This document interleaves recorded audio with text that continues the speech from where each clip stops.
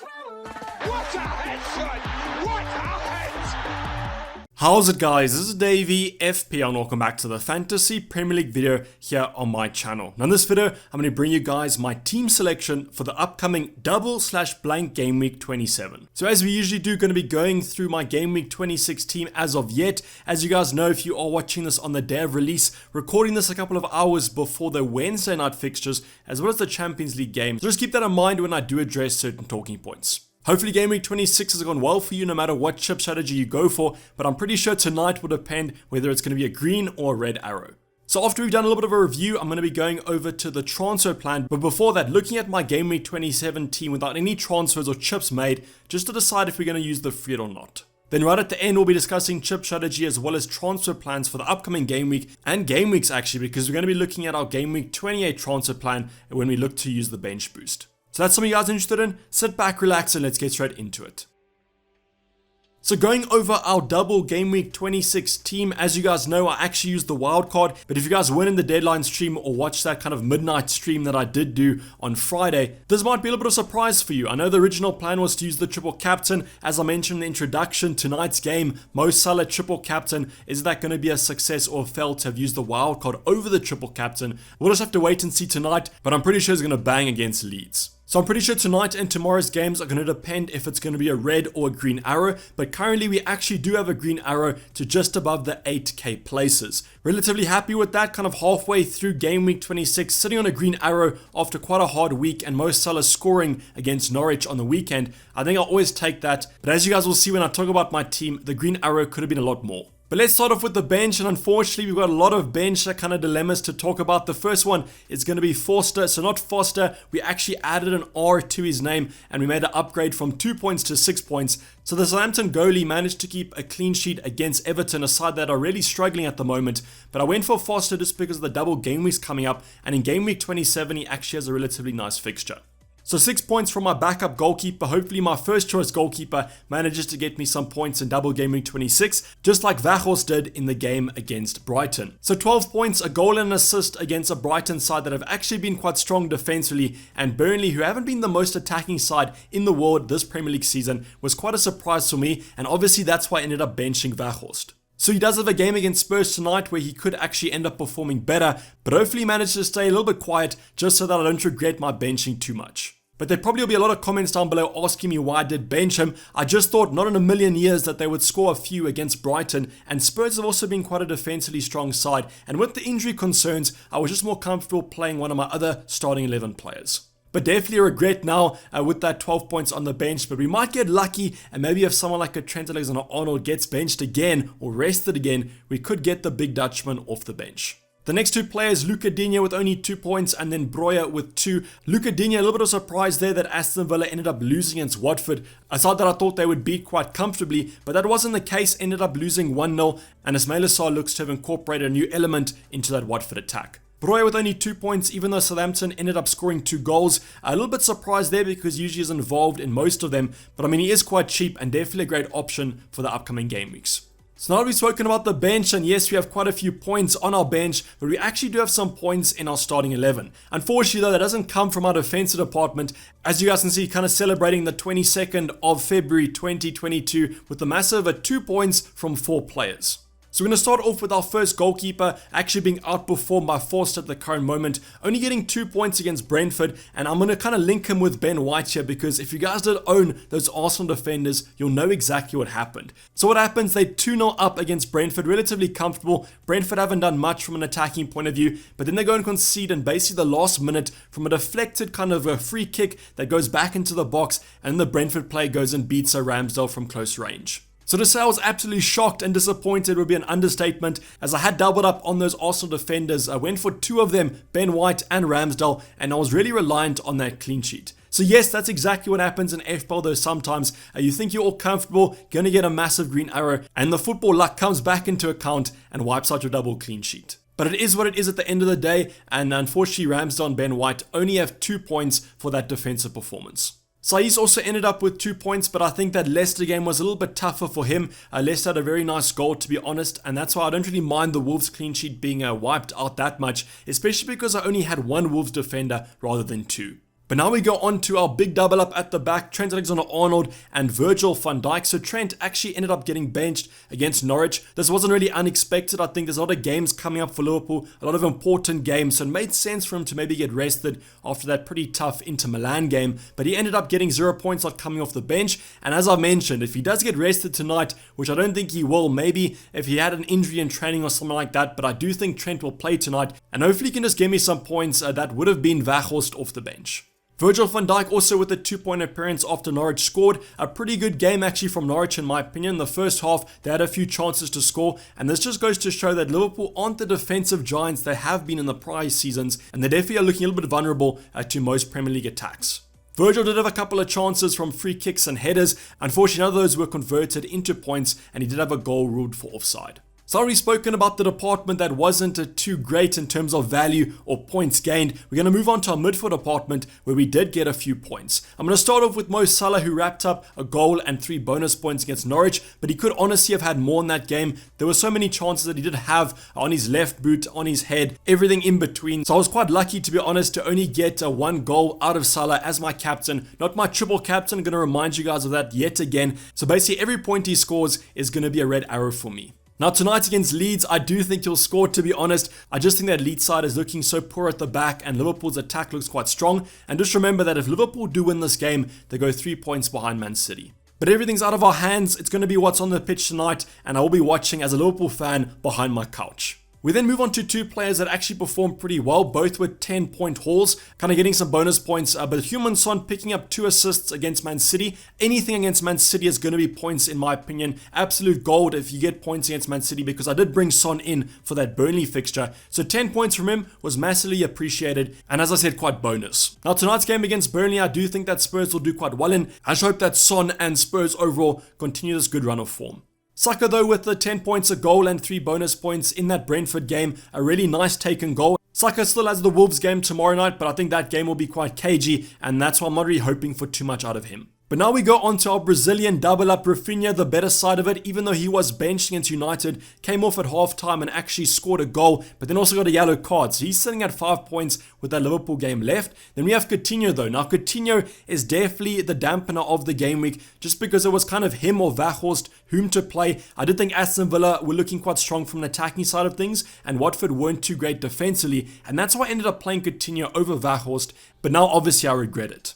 So only 2 points from Phil, and him and Aston Villa were quite disappointing, but the stats from Phil were actually quite strong in that Watford game. And then finally, our only forward in Game Week 26's team, it's going to be Raul Jimenez from Wolves, who managed to pick up an assist in that game. I think with the forwards being so bad this season, kind of any points I get from our forwards is going to be appreciated, and that's why I'm happy that I brought the Mexican into my wildcard draft. So overall, as I said, tonight and tomorrow's games are going to depend if we keep this green arrow or if we lose it, and all eyes are going to be on Mo Salah against Leeds. I just hope he doesn't bang a double hattie.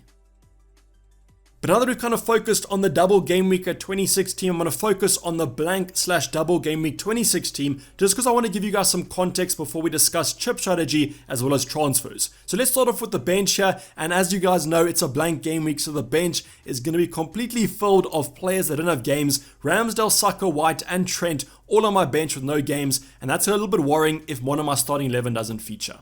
But now going on to our starting 11, and the defensive department looks alright. We do have Forster as a nice fixture against Norwich. Southampton actually have been looking quite strong defensively. Norwich are a little bit up in the air. I know that Ida did get injured till the rest of the season, which is a massive dent in their attack, but they still look quite strong against Liverpool, so it'll be interesting to see how that Southampton game does go. Luca Digne against Brighton, a side that's just conceded 3 goals to Burnley. I do think that Aston Villa can rebound in this game, but it's a little bit unfortunate that Brighton will also be looking to rebound after that loss to Burnley. But maybe Luca Digne can get some attacking returns and assist, a goal, maybe a clean sheet as well. Literally any points from him will be nice. Saiss against West Ham, I'm hoping for a more cagey game here. I don't own Antonio or Bowen, so I'm hoping that Wolves do keep a clean sheet. And with Wolves' defensive form looking quite strong, I might actually opt to bring in another Wolves defender. Now, I have chosen to play Virgil van Dijk, and the main reason for that is that he's going to be the main talking point of my transfer plans. I'm just looking to take Virgil out and then maybe bring another player in before Game Week 28's bench boost, and then I'll always bring Van Dijk back in before Game Week 29 when they do have the double. So that's why Virgil van Dijk is here, but currently we do have 3 starters and 1 missing player.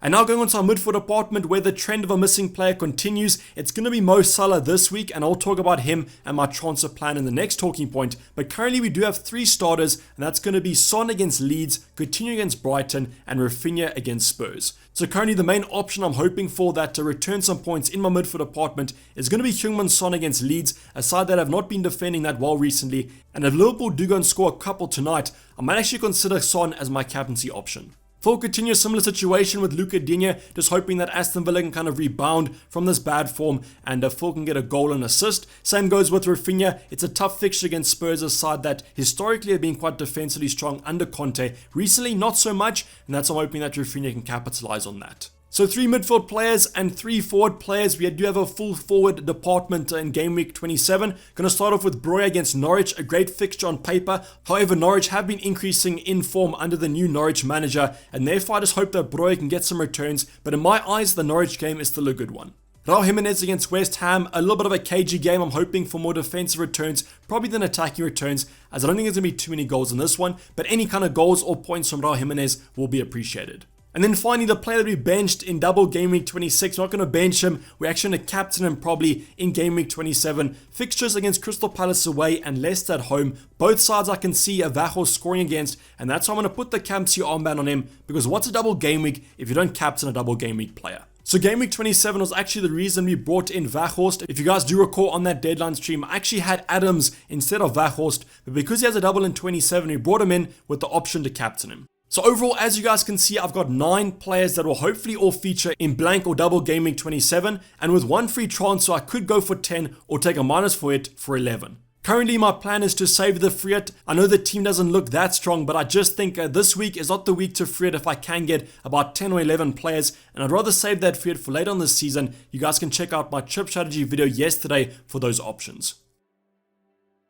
So now that we've actually looked at the blank / double game week 26 team, what transfers am I planning? You guys heard it, I'm planning 1 free transfer or 2 with a minus for it to get a full starting 11. So currently my first free transfer that I'm nailed on is taking Virgil van Dijk out, but for who? So the more conservative option here, the more sensible one, is actually to take Van Dijk to Semedo. And the main reason for that is I'm going to talk about my transfer plan this week and next week. In game week 28, I'm planning to use my bench boost, and therefore I want to get a pretty strong bench and starting 11 that'll hopefully give me some points. So the reason that this move is quite conservative is that if I do bring Semedo in this week, he's the player I won in game week 28 anyways, so therefore I'd only have to spend 1 free transfer on this move. So Semedo in for game week 27, and I would play him or bench boost him in double game week 28. But now if I want to go a little bit more maverick here, what I could actually do is I could take Virgil van Dijk to Tarkowski or Ben Mee, whatever kind of defender I want there. I was highlighted Tarkowski as he is the most expensive Burnley defender, but Ben Mee does come in slightly cheaper if Tarkowski doesn't get back from that positive test. But then what I'll have to do in double game week 28 is take out the Burnley defender for Nelson Semedo. Now currently I do have a penciled in move of Vaghorst out for Adams pre-double game week 28 just because Vaghorst plays Chelsea and Adams has a nice double game week. So therefore I'd have to take a minus for hit for this specific move. So this is what it basically comes down to. Is bringing Tarkowski in worth a minus for hit? Personally, in my opinion, I can see Crystal Palace and Leicester both scoring, so I don't really think the odds of a Burnley clean sheet are actually that high. But obviously he does have a double game week, the chances are increased of getting points, so you might actually repay that minus for it in the first game. So these 2 moves are definite. I definitely will be doing one of them. I think these moves make perfect sense. It just depends if I'm conservative or a bit more maverick. But now, as I mentioned, I could take a minus 4 hit to bring in another player, and that player is going to be probably Mo Salah out for anyone else. So obviously I could do any other midfielder, but I'm just using Mo Salah as he's the most expensive player, and he also only blanks in double game week 28, so I could actually bring in a player that has a relatively good game week 27 fixture and double game week 28 fixture. But let's just say I focus on double game week 27 and I bring in someone like a Cornet from Burnley. The midfielder is a little bit injury prone, but I just hope that he plays both games in double game week 27. But what I could do is bring in Cornet, but then what I would have to do is take him out for a minus 4 come game week 28. So obviously with Burnley they play Chelsea in double game week 28. Liverpool do face West Ham, so what I could also do is bring in someone like a Ward-Prowse pre-game week at 27. They play Norwich, then have a nice double in 28, but I'm planning to do Adams anyway, so that move would rule out bringing Adams in. So yet again, it comes down to whether this is going to be worth a -4 hit. I know on paper it's going to be a -2 this week because Salah doesn't play, so that's going to be 2 appearance points theoretically, which would actually be 4 appearance points because he doubles, but then I'm locking in a -4 next week anyways. So in terms of the algorithms, I've looked at predicted points, projected kind of outcomes, and the conservative move of just bringing Semedo in this week and rolling with 10 players is favored, but as you guys know, you can't really predict points in FPL, the game is just luck based. But just to kind of conclude on my transfer plan, I'm currently leaning towards doing Semedo in this week. I don't think Burnley getting a clean sheet is that high in my opinion, and that's why I think I would rather just take the free transfer move of going Semedo in and then next week bringing Adams in. But let me know in the comments down below, what moves are you guys doing? If you are free hitting, go make sure that you check out my template team that I think everyone is kind of focusing on, as well as my chip strategy video that I created yesterday that I think is super informative. But that's basically wrap up the video, guys. Hopefully you did enjoy it. Please don't forget to like if you did and subscribe if you haven't subscribed yet. I'll be seeing you guys for a video tomorrow, which might be a Q&A or just the general ultimate guide, depending on what you guys want. But I'm signing off. I've been Dayvy FPL, and I'm out. Cheers, bye.